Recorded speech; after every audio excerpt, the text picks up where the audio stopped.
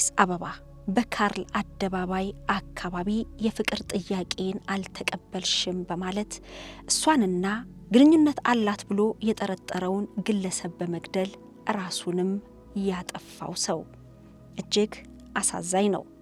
የፍቅር ጥያቄን አልተቀበልሽም በሚል እጅግ በጣም ብዙ ጊዜ ከፍተኛ ጉዳትና ሕይወት እስከ ማለፍ የሚደርስባቸው የሴቶች ቁጥር አሁን ላይ እየጨመረ መጥቷል። በአዲስ አበባ በትላንትና ዕለት በካርል አደባባይ አካባቢ በሚገኘው የኢትዮጵያ ንግድ ባንክ ውስጥ የጥበቃ ሰራተኞች ከሆኑት መካከል አንዱ ባንኩን ለመጠበቅ በተሰጠው መሳሪያ የፍቅር ጥያቄን አልተቀበልሽም ያላትን ግለሰብና እንዲሁም ደግሞ ከሷ ጋር የፍቅር ግንኙነት አላት ያለውን ሰው በመግደል ራሱንም እንዳጠፋ ተናግሯል። የአዲስ አበባ ፖሊስ ኮሚሽን በጉዳዩ ላይ ማብራሪያ ሰጥቷል። ይህ የሆነው በትላንትናው ዕለት መጋቢት 2 2017 ዓመተ ምህረት ነው። እንደሚታወቀው በትላንትናው ዕለት ማለዳ ላይ እጅግ የሚያሳዝንና ልብ የሚሰብር ዜና መስማታችን ይታወሳል። የተወዳጁ አርቲስት የአንዷለም ጎሳ ባለቤት ከፎቅ ላይ ወድቃ ሕይወቷ አለፈ የሚለውን ዜና በማለዳ ነበር የሰማ ነው። ይህም ድርጊት የተፈጸመው በጠዋቱ ከ1 ሰዓት በኋላ እንደነበር ተገልጿል። የአዲስ አበባ ፖሊስ ኮሚሽን እንደተናገረው በአዲስ አበባ ልደታ ክፍለ ከተማ ወረዳ 6 ካርል አደባባይ አካባቢ በሚገኘው የኢትዮጵያ ንግድ ባንክ ቅርንጫፍ አንድ ግለሰብ 2 ሰዎችን ገሎ ራሱን አጥፍቷል ብሏል። ክስተቱ ያጋጠመው ትላንት ማክሰኞ መጋቢት 2 2017 ዓ.ም ሲሆን ለ3 ሰዎች ሞት ምክንያት የሆነው ሁኔታ የተፈጠረው የፍቅር ጥያቄ ምላሽ አላገኘም በሚል ምክንያት መሆኑን ፖሊስ ለቢቢሲ ገልጿል።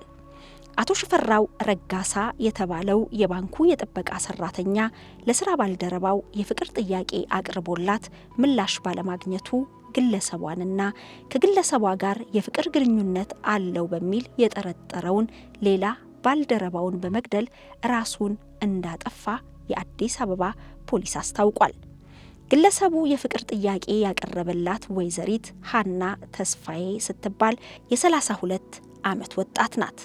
ይህችን የፍቅር ጥያቄን አልተቀበልሽም ያላትን ሀና ተስፋዬንና እንዲሁም ደግሞ አቶ ንጉሴ ብርሃኑ የተባለ የስራ ባልደረቦቹን በጥይት ነው ተኩሶ የገደላቸው። የአዲስ አበባ ፖሊስ የህዝብ ግንኙነት ኃላፊ ኮማንደር ማርቆስ ታደሰ ለቢቢሲ እንደተናገሩት ወንጀሉን የፈጸመው የጥበቃ ሰራተኛ ካለተራው ሌላ ሰራተኛን ተክቶ በመግባትና ከምሽት የጥበቃ ሰራተኞች የጦር መሳሪያ በመቀበል ነው ግድያውን የፈጸመው ብለዋል። ግለሰቡ ግድያውን የፈጸመው ተጠርጣሪው ወደ ዕለታዊ ስራቸው እስኪገቡ ድረስ በመጠበቅ መጀመሪያ አቶ ንጉሴ ብርሃኑ የተባለውን ግለሰብ በ2 ጥይት መትቶ መግደሉን ኮማንደር ማርቆስ ገልጸዋል። ግድያው ማክሰኞ መጋቢት 2 2017 ዓመተ ምህረት ጠዋት ከ1 ሰዓት ተኩል እስከ ለ2 ሰዓት ሩብ ጉዳይ ድረስ ባለው ጊዜ ውስጥ መፈጸሙን የተናገሩት የአዲስ አበባ ፖሊስ ቃል አቀባይ በሁለቱ ግድያዎች መካከል እስከ 15 ደቂቃ የሚሆን የጊዜ ክፍተት እንደነበረ አመልክተዋል። ግድያውን የፈጸመው ግለሰብ ባልደረባውን ተኩሶ ከገደለ በኋላ ሌላኛዋን የጥቃቱን ሰለባን ከመግደሉ በፊት ከድርጊቱ እንዲቆጠብ መጠየቁን፣ ነገር ግን ፍቃደኛ እንዳልነበረ ተገልጿል። ግለሰቡ መሳሪያውን እንዲያስቀምጥና እጁን እንዲሰጥ በተደጋጋሚ ጥያቄ ቀርቦለት የነበረ ሲሆን በዚህ መካከል ወደ ባንኩ 1ኛ ፎቅ በማምራት የፍቅር ጥያቄውን አልተቀበለችም ያላትን በተመሳሳይ ሁኔታ በጥይት መትቶ መግደሉን ፖሊስ ገልጿል። ግለሰቡ 2ቱን ባልደረቦቹን ከገደለ በኋላ በያዘው መሳሪያ የራሱንም ሕይወት እንዳጠፋ የአዲስ አበባ ፖሊስ የህዝብ ግንኙነት ኃላፊ ለቢቢሲ ተናግረዋል። በክስተቱ በአጠቃላይ የ3 ሰዎች ሕይወትም ጠፍቷል። 2ቱ ሟቾች ወይዘሪት ሀና ተስፋዬና አቶ ንጉሴ ብርሃኑ የፍቅር ግንኙነት እንደነበራቸው የሚጠቁም ፎቶግራፎች መገኘታቸውን የተናገሩት ኃላፊው ፖሊስ በምርመራው ስለ ግንኙነታቸው እንደሚያጣራም ገልጸዋል። ከዚሁ ክስተት ጋር በተያያዘ ፖሊስ እያካሄደ ያለውን የምርመራ ሂደት እንደሚቀጥልም ተናግሯል። እጅግ በሚያሳዝን ሁኔታ ግን የፍቅር ጥያቄን አልተቀበልሽም በሚል ሕይወቷን ያጣችው ሐና እንዲሁም ደግሞ ከሷ ጋር የፍቅር ግንኙነት አለው የተባለው ንጉሴ ምንም ጥፋት ሳይኖርባቸው በፍቅር ተፈቃቅደው ባሉበት ሁኔታ የኔን የፍቅር ጥያቄ አልተቀበልሽም ብሎ በደቂቃዎች ውስጥ የሰዎችን ሕይወት ማጥፋቱ የራሱንም ሕይወት እንዲሁ መቅጠፉ እጅግ አሳዛኝ ነው። በሀገራችን በተለያየ ጊዜና በተለያየ ቦታ ላይ የፍቅር ጥያቄን አልተቀበልሽም ለሚለው በስለት፣ በጥይት፣ በአሲድ በተለያየ መልኩ ሕይወታቸውን ያጡ ለከፍተኛ አካል ጉዳት የተዳረጉ ሴቶች ቁጥር እጅግ ብዙ ነው። የአንዱ ፍርድ ለሌላኛው አስተማሪ እየሆነ የመጣም አይመስልም። እንዲህ አይነት ነገር አሁንም በተደጋጋሚ እየሰማን ነው። ከአንድ ዓመት በፊት እንደምናስታውሰው በጀሞ አካባቢ ሩት የገበያ ማዕከል ውስጥ ለጋብቻ ያቀረብኩትን ጥያቄ አልተቀበልሽም በሚል 4 ጊዜ በጥይት የተለያየ ቦታ ላይ ተኩሶ የመታትን ግለሰብ እናስታውሳለን። ይህቺ በጥይት የተመታችው ወጣት 26 ዓመት ቢሆናት ነው። ወሲላ መሐመድ ትባላለች።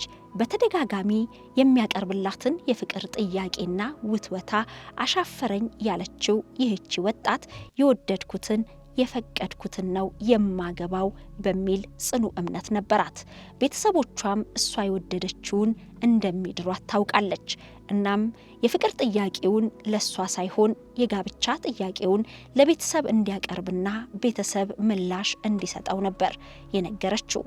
የጋብቻ ጥያቄውን ለቤተሰብ ሲልክ አይ አንቀበልም ማለታቸውን ተከትሎ አንቺ ነሽ የፍቅር ጥያቄን ያልተቀበልሽው፣ አጎቴ ስለኔ መጥፎ ነገር ነግሮሽ ነው፣ እኔ ግን መልካም ሰው ነኝ፣ የኔን የፍቅር ጥያቄ ተቀበይ በሚል እጅግ ያስቸግራት እንደነበር ለቅርብ ወዳጆቿም ተናግራ ነበር። የፍቅር ጥያቄን አልተቀበለችም በሚል ታዲያ በስራ ገበታዋ ላይ እያለች በተደጋጋሚ በጥይት መቶ ለከፍተኛ ጉዳት ዳርጓታል። በትላንትናው ዕለትም በስራ ገበታቸው ላይ ማልደው የተገኙት የጥበቃ ሰራተኞች የሚረከቡበትን ሰዓት እየተጠባበቁ እያለ እሱም አለተራው በሰው ተራ ገብቶ ካዳሪዎች ባንኩን ለመጠበቅ የተሰጣቸውን መሳሪያ በመቀበል የፍቅር ጥያቄን አልተቀበልሽም ያላትን ወጣትና የፍቅር ግንኙነት አላት ያለውን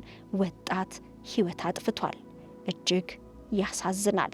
ለሟቾቹ ነፍስ ይማር እንላለን። እንዲህ አይነት ድርጊቶች ጸባጫሪና አጥፍቶ ጠፊ የሆኑ ግለሰቦችን ፈጣሪ ልብ ይስጥልን፣ ለሞቱትም ነፍስ ይማር።